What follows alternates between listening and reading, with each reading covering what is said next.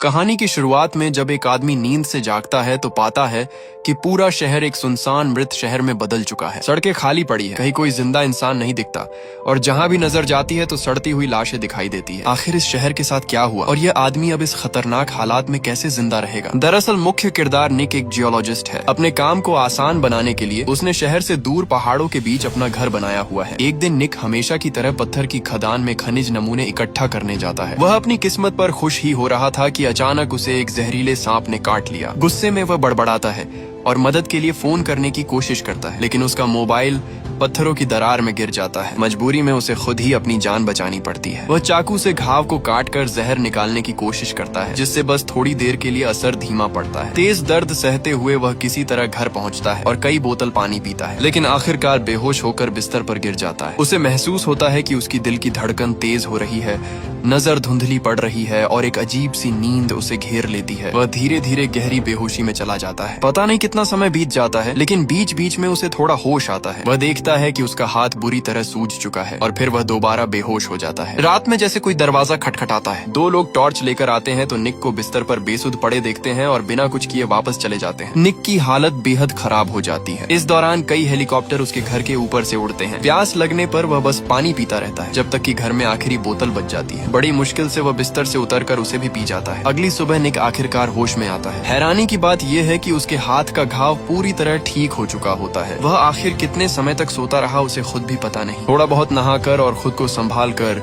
निक ने तय किया कि पहले शहर जाकर कुछ जरूरी सामान खरीद लिया जाए। घर के बाहर खड़ी उसकी छोटी कार पर मोटी धूल की परत जम चुकी थी। उसने कपड़े से शीशा साफ किया और चाबी लगाकर स्टार्ट करने की कोशिश की। खुशकिस्मती से गाड़ी चालू हो गई। निक का घर शहर से ज्यादा दूर नहीं था, तो कुछ ही देर में वह शहर के किनारे पहुंच गया। लेकिन जैसे जैसे वह आगे बढ़ा तो उसे कुछ अजीब सा लगने लगा। पूरे रास्ते उसे एक भी चलती हुई गाड़ी नहीं दिखी और न ही कोई इंसान नजर आया। वह सुपरमार्केट के बाहर गाड़ी रोकता है और सामने ही एक सड़ी गली लाश देखकर सन्न रह जाता है। चौक के बीचों बीच कुछ सैन्य गाड़ियां उलटी पड़ी थीं। आखिर यहाँ ऐसा क्या हुआ था जिससे यह हालत हो गई, ये सोचकर वह पूरी तरह घबरा जाता है। तभी उसकी नजर एक इलेक्ट्रॉनिक बोर्ड पर पड़ती है, जिस पर लिखा होता है कि घातक वायरस का प्रकोप की वजह से सभी लोग तुरंत जहां हैं वहीं शरण ले। निक चौंक कर कहता है कि ये असंभव है। वह तुरंत वापस गाड़ी में भागता है और रेडियो चालू करता है। हर चैनल पर सिर्फ सरकारी रिकॉर्डेड संदेश ही चल रहे थे। ये वायरस बेहद तेजी से फैलने वाला और जानलेवा है,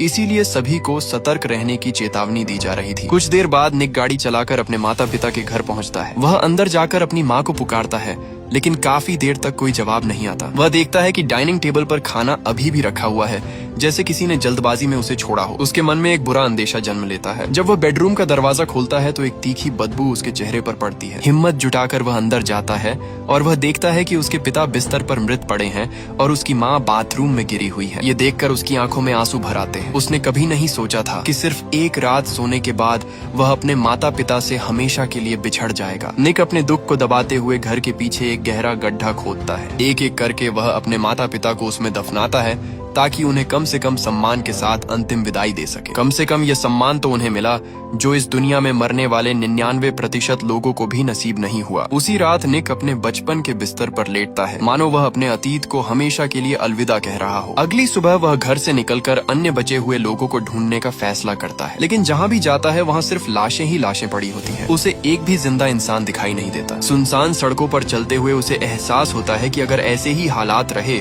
तो बस साल बाद यहाँ की घास इंसानों से भी ऊंची हो जाएगी। वह एक सुपरमार्केट से कुछ जरूरी सामान इकट्ठा करता है और तय करता है कि शहर से दूर जाकर देखेगा, लेकिन शहर से बाहर जाने वाला पुल पूरी तरह बंद मिला। निक हैरान होकर गाड़ी से उतरता है और देखता है कि आगे का रास्ता बिल्कुल जाम है और रुकावट हटाना नामुमकिन है। अब उसका धैर्य जवाब दे देता है और उसकी भावनाएं टूट जाती हैं। वह चाहता है कि पिछले 2 दिन बस एक बुरा सपना हो। वह गुस्से में स्टीयरिंग पर जोर जोर से मुक्के मारता है। खुद को थोड़ा शांत करने के बाद वह दूसरी दिशा में जाने का फैसला करता है। वह आंखें बंद करके एक्सीलरेटर पूरी तरह दबा देता है। सीधी सड़क पर एक भी गाड़ी नहीं है और उसे किसी चालान का डर भी नहीं है। धीरे धीरे रात हो जाती है और उसे दूर कहीं लाल रोशनी चमकती हुई दिखाई देती है। करीब 15 मिनट बाद वह एक और शहर में पहुंचता है। सड़कों के किनारे रंग बिरंगी लाइटें जल रही हैं। पहली नजर में बस लोगों की कमी को छोड़कर उसे सब कुछ सामान्य लगता है। निक सबसे बड़े मॉल में जाता है और सोचता है कि अगर कोई बचा होगा तो यही होगा, क्योंकि यहाँ खाने पीने और रहने की सारी सुविधाएं मौजूद है। लेकिन वह हर एक मंजिल छान मारता है, फिर भी एक भी इंसान नहीं मिलता। उसके मन में सवाल उठता है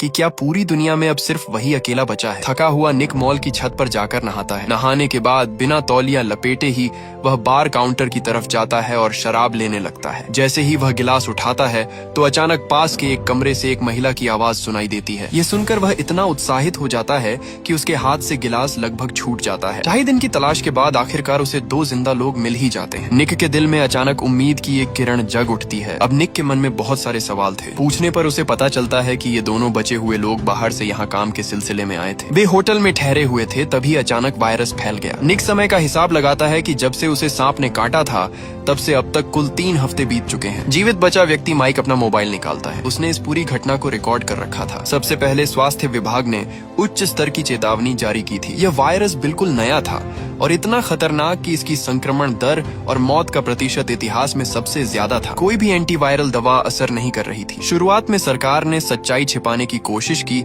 लेकिन हालात जल्दी ही नियंत्रण से बाहर हो गए। यहाँ तक कि अलग अलग स्तर की सरकारें भी काम करना बंद कर चुकी थीं। जीवित बची हुई एनी पूरी दृढ़ता से कहती है कि यह वायरस पूरी दुनिया में फैल चुका है और मानव जाति लगभग खत्म हो चुकी है। उन दोनों के बचने का कारण शायद यही है कि वे बेहद दुर्लभ इम्यून लोग हैं। निक इस बात को मानने के लिए तैयार नहीं होता। वह फैसला करता है कि वह और जगहों पर जाकर देखेगा कि आखिर दुनिया इतनी आसानी से खत्म कैसे हो सकती है। लिफ्ट का इंतजार करते हुए वह थककर दीवार से टिक जाता है। अंदर ही अंदर वह भी उनकी बातों को सच मानने लगा था और वहीं पर वह पूरी रात सो जाता है। अगले दिन वह दोनों से फिर बात करने का सोचता है, लेकिन जब वह उन दोनों को ढूंढता है तो वे कहीं नजर नहीं आते। एक पल के लिए उसे लगता है कि कल की बीती बात शायद एक सपना होगा। थोड़ी ही देर बाद उसे एनी एक महंगे कपड़ों वाले सेक्शन में मिलती है और माइक पास में नाश्ता बना रहा होता है। माइक कहता है कि शायद यह आपदा पृथ्वी का खुद को साफ करने का तरीका है, क्योंकि इंसानों ने इस धरती पर बहुत ज्यादा बोझ डाल दिया था। एनी के अपने सभी करीबी इस वायरस से मर चुके हैं और माइक के साथ भी यही हुआ। इसलिए दोनों ने एक दूसरे का सहारा बनकर साथ रहने का फैसला किया। माइक को पहले लगता था कि इस दुनिया में सिर्फ वही 2 बचे हैं,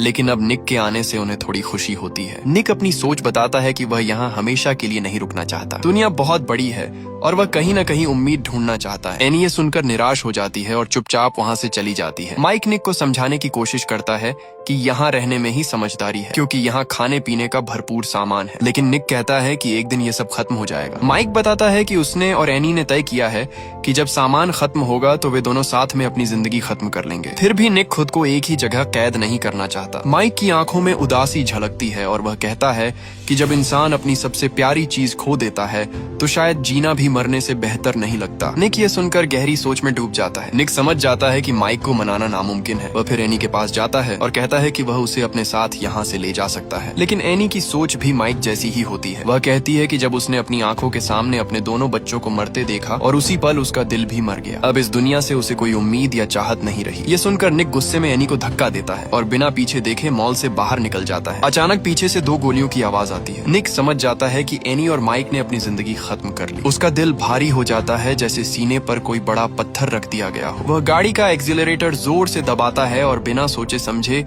तेजी से आगे बढ़ता जाता है, लेकिन वह पूरी तरह अपना होश नहीं खोता। दूर उसे एक जीवित आकृति दिखाई देती है। निक तुरंत ब्रेक लगाता है तो वहाँ एक छोटा सा पीला कुत्ता होता है। बिना सोचे वह उसे अपने साथ गाड़ी में बिठा लेता है और उसका नाम लुक रखता है। अब निक और वह कुत्ता साथ में शहर के सबसे बड़े पुस्तकालय जाते हैं, जहाँ से निक अपने पसंद की बहुत सारी किताबें चुनता है। फिर वह लुक को लेकर वापस अपने घर लौट आता है। जब तक कोई साफ लक्ष्य नहीं मिलता वह तय करता है कि फिलहाल यही रहना सबसे सही है। शायद यही इस तबाह दुनिया में जीने का सही तरीका है। यहाँ तक कि निक मजाक में सोचता है कि वह और लुक पूरी जिंदगी साथ रहेंगे, बस एक शर्त पर कि जो बाद में मरे वह पहले मरने वाले को न खाए। धीरे धीरे 1 साल बीत जाता है और निक की जिंदगी अब एक ही ढर्रे पर चलने लगती है। सुपरमार्केट में खाने पीने की चीजें अभी खत्म नहीं हुई हैं। उसका मुख्य काम बस इतना है कि वह अपने शरीर को स्वस्थ रखे। पहले से ही अकेले रहना पसंद करने वाला निक अब इस नई दुनिया के साथ ढलने लगता है। अब वह आजादी से सीख सकता है, जब चाहे शांति का आनंद ले सकता है और धीरे धीरे इस सुनसान प्रलय के बाद की जिंदगी को स्वीकार करने लगता है। धीरे धीरे इस नई जिंदगी के साथ ढलने के बाद निक को लगने लगता है कि यह जीवन इतना बुरा भी नहीं है। लेकिन एक दिन उसे अचानक कुछ अजीब दिखाई देता है कि दूर एक घर से धुआं उठ रहा होता है। निक बिना देर किए अपनी गाड़ी लेकर सुनसान सड़कों से होता हुआ उस जगह तक पहुंचता है जहां किसी के रहने का शक होता है। छत पर एक महिला बंदूक ताने खड़ी होती है। निक तुरंत समझाता है कि उसने बहुत समय से किसी इंसान को नहीं देखा और वह सिर्फ ये जानना चाहता है कि क्या अभी भी कोई जिंदा है। महिला उसकी बात समझती है, फिर हथियार नीचे रखती है और उसे अंदर आने का न्योता देती है। उस लड़की का नाम एमा है और उसके पिता एक सैनिक थे। वह बचपन से पहाड़ों में शिकार करके जीती रही है, इसलिए वह वायरस फैलने से बच गई। 1 साल से वह इधर उधर भटक रही थी और कुछ दिन पहले ही इस घर में आई थी। कुछ स्मोक्ड मीट खाने और चाय पीने के बाद निक संतुष्ट होकर जाने की बात करता है, लेकिन एमा उसे रुकने के लिए कहती है। वह बताती है कि उसने ये घर इसलिए चुना क्योंकि यहाँ कोई लाश नहीं है, लेकिन वह यहाँ लंबे समय तक नहीं रहना चाहती क्योंकि उसे यह जगह घर जैसी महसूस नहीं होती। फिर एमा खुद ही निक के घर चलने का प्रस्ताव रखती है। अगली सुबह दोनों साथ में निक के पहाड़ी घर की ओर निकलते हैं। निक ने कभी नहीं सोचा था कि इस वीरान दुनिया में उसे इतनी खुली और मिलनसार लड़की मिलेगी। कुछ ही देर में वे उसके घर पहुँचते हैं, जहाँ पीछे एक बड़ा सा आंगन भी है। एमा खुश होकर कहती है कि वह कुछ समय के लिए यही रहना चाहती है। ये सुनकर निक के मन में हलचल होने लगती है। वह तुरंत घर की बीम से लटकती रस्सी उतार देता है क्योंकि शायद अब उसकी जरूरत नहीं पड़ेगी। तभी उसे पता चलता है कि अलमारी में रखा खाना चूहों ने खराब कर दिया है। दोनों फिर पास के कस्बे के सुपरमार्केट जाते हैं क्योंकि आपदा अचानक आई थी और लोग सामान जमा नहीं कर पाए थे, इसलिए वहाँ अभी भी बहुत कुछ बचा हुआ है। एमा को वहाँ सोलर पैनल भी मिलते हैं और वह कहती है कि ये जगह तो मानो प्रलय के लिए ही बनाई गई हो। निक पहले भी यहाँ रहने का सोच चुका था, लेकिन असली समस्या ये थी कि यहाँ कोई और इंसान नहीं था जिसके साथ वह रह सके। दूसरों से सामान छीनने की बजाय तुलना करने पर अपने ही विला में रहना कहीं ज्यादा आरामदायक लगता है। दोनों ने मिलकर एक पूरी गाड़ी भरकर सामान इकट्ठा किया, लेकिन एमा को डिब्बाबंद खाना पसंद नहीं था। उसका मानना था कि असली स्वाद तो प्रकृति से आता है। निक उसकी बात समझता था, लेकिन अंदर ही अंदर वह जानवरों का शिकार करने से झिझकता था। उसे लगता था कि ये आपदा दरअसल धरती का खुद को संतुलित करने का तरीका है, मानो इंसान एक वायरस हो जिसे मिटाने की कोशिश की जा रही हो। अगर वे अब भी प्रकृति के खिलाफ जाएंगे तो धरती का दंड कभी खत्म नहीं होगा। फिर भी एमा की खुशी के लिए निक एक फिशिंग रॉड लेकर नदी किनारे जाता है और कुछ ताजी मछलियां पकड़ लाता है। उधर एमा जंगल से मशरूम,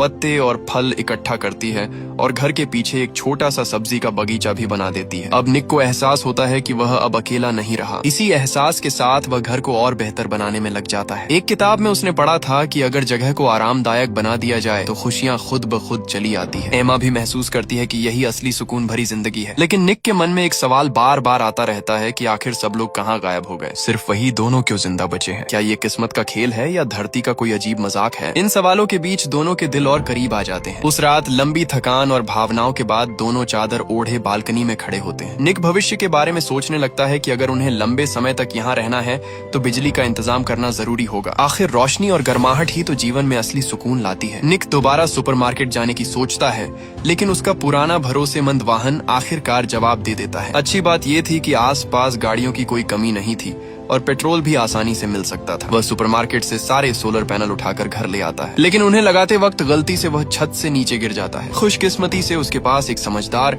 और हर काम में माहिर साथी थी। एमा कहती है कि प्यार का मतलब है जब तुम्हें जरूरत हो तो कोई पूरे दिल से तुम्हारे साथ खड़ा हो। निक इस प्यार और अपनापन को पूरी तरह महसूस करता है और शायद उसे अपने बीते हुए पलों की याद आने लगती है। आधी रात को एमा चुपके से अपना बैग खोलती है। उसके अंदर कई पुरानी तस्वीरें संभाल कर रखी होती हैं, कुछ उसके बॉयफ्रेंड के साथ, कुछ उसके 2 बच्चों की और कुछ उसके माता पिता के साथ। लेकिन अफसोस ये सभी लोग अब इस दुनिया में नहीं रहे। अगली सुबह निक की टांग का घाव काफी ठीक हो चुका होता है। वह फिर से सोलर पैनल लगाने की तैयारी करता है।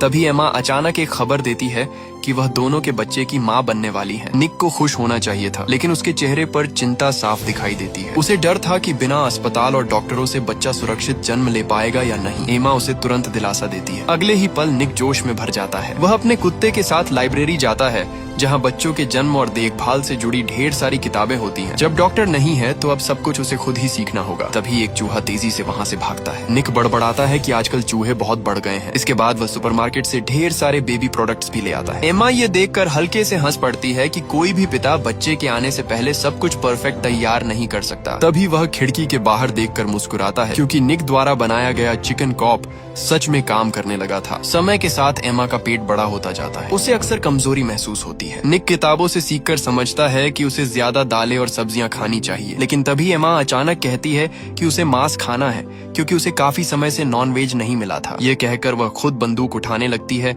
लेकिन निक उसे रोक देता है और वह खुद इस जिम्मेदारी को उठाता है। कुछ ही देर में वह नदी किनारे कुछ आवारा पशु ढूंढ लेता है। वह बंदूक में गोली भरता है, लेकिन ट्रिगर दबाने से पहले ही हिचकिचा जाता है। वह सोचता है कि पहले इन्हें पकड़कर घर ले जाए, लेकिन जानवर इतने आसानी से काबू में कहाँ आते हैं। कुछ ही पल में सभी गायें भाग जाती हैं, सिर्फ एक छोटी सी गाय वहीं खड़ी रह जाती है। निक काफी देर तक सोचता रहता है। आखिरकार निक ने बंदूक उठाई और दांत भींचकर ट्रिगर दबा दिया, लेकिन सफेद गाय तुरंत नहीं मरी। वह जमीन पर तड़पते हुए दर्द से कराहने लगी। निक गुस्से और बेबसी में उसे कोसता है और मजबूरी में एक और गोली चलाता है और इस बार गाय मर जाती है। लेकिन निक को जरा भी खुशी नहीं होती क्योंकि असली परीक्षा तो अब शुरू होती है। वह हालात से मजबूर होकर किताब में बताए गए तरीके को अपनाता है। काफी मशक्कत के बाद आखिरकार उसे एक पूरा बॉक्स भरकर खाना मिल जाता है। जब एमा उसे देखकर खुशी से खिलखिलाती है तो निक को लगता है कि उसकी सारी मेहनत और तकलीफ वाजिब थी। लेकिन दोनों को ये नहीं पता होता कि यही खाना उनके लिए एक बड़ा खतरा बनने वाला है। एक पूरा दोपहर लगाने के बाद निक आखिरकार सोलर पैनल भी लगा देता है। शाम होते होते दोनों खुशी खुशी घर की लाइट चालू करते हैं। बड़ा सा फ्रिज भी अब काम करने लगता है। तभी एमा एक डिब्बा निकालती है और बताती है कि बाथरूम में एक बड़ा चूहा डूबकर मर गया था। निक इसे हल्के में लेता है लेकिन तभी बाहर से अजीब सी आवाजें आने लगती हैं। जब वे खिड़की से बाहर देखते हैं तो उनके होश उड़ जाते हैं। दिन में खाए गए खाने की गंध ने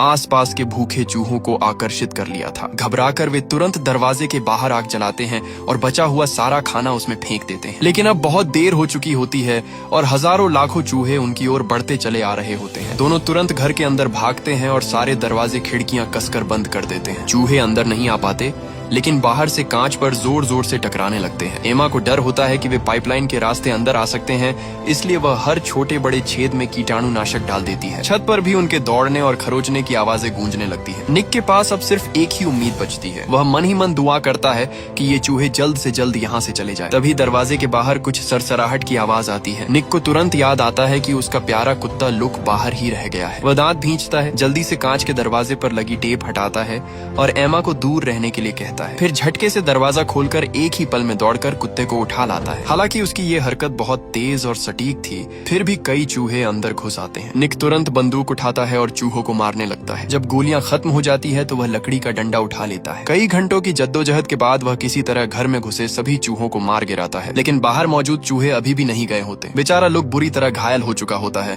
और उसके पूरे शरीर पर काटने के निशान होते हैं। एमा उसे एंटीवायरस इंजेक्शन देती है और उसके सारे घाव सिल देती है। इस घटना के बाद निक का आत्मविश्वास बुरी तरह टूट जाता है। उसे अपने माता पिता की दर्दनाक मौत याद आने लगती है और अब उसे डर सताने लगता है कि कहीं उसका बच्चा भी सुरक्षित पैदा न हो पाए। एमा उसे समझाती है कि वह बेवजह चिंता न करे। वह बताती है कि वह पहले ही 2 बच्चों को जन्म दे चुकी है, लेकिन वायरस फैलने के दौरान उसके सारे परिवार वाले मर गए। यह यादें उसके लिए ऐसी है जैसे बहुत पुरानी भी हो और जैसे कल की ही बात हो। धीरे धीरे समय बीतता है और वायरस फैलने को 2 साल हो चुके हैं। बाहर जंगली जानवर और भी ज्यादा खतरनाक हो गए हैं, लेकिन एक तरह से प्रकृति ने खुद का संतुलन बना लिया है। एक दिन निक हिम्मत करके घर से बाहर निकलता है और हैरानी की बात वो खतरनाक चूहे अब पूरी तरह गायब हो चुके होते हैं। तभी एमा एक खुशखबरी देती है कि उनका बच्चा अब जन्म लेने वाला है। ये हर पिता के लिए सबसे तनाव भरा पल होता है। निक ने भले ही पहले बहुत कुछ पढ़ रखा था, लेकिन असली समय आने पर वह घबरा जाता है। खुशकिस्मती से एमा को अनुभव था और उसके मार्गदर्शन में एक नया जीवन इस दुनिया में आने वाला था। आखिरकार एक प्यारी सी बच्ची जन्म लेती है। निक की खुशी का ठिकाना नहीं रहता। वह भावुक होकर सोचता है कि जीवन सच में कितना अद्भुत है। उसके मन में तो यहाँ तक ख्याल आता है कि शायद अब इंसानी सभ्यता को फिर से बसाने की जिम्मेदारी उसी के कंधों पर है। अब निक पहले जैसा बेफिक्र अकेला इंसान नहीं रहा। जहाँ एक तरफ वह परिवार की खुशियों को महसूस कर रहा है, वहीं दूसरी तरफ उसके कंधों पर जिम्मेदारियां भी बढ़ गई हैं। लेकिन एमा स्वभाव से ऐसी नहीं है जो सिर्फ आराम से संतुष्ट हो जाए। वह सड़क के सबसे दिखाई देने वाले स्थान पर उनके घर का पता लिख देती है ताकि अगर कोई और जीवित इंसान हो तो उन्हें ढूंढ सके। अगर आपको इसका दूसरा पार्ट चाहिए तो कमेंट में पार्ट 2 टाइप कर दीजिए। मैं जल्द से जल्द पार्ट 2 लाने की कोशिश करूंगा।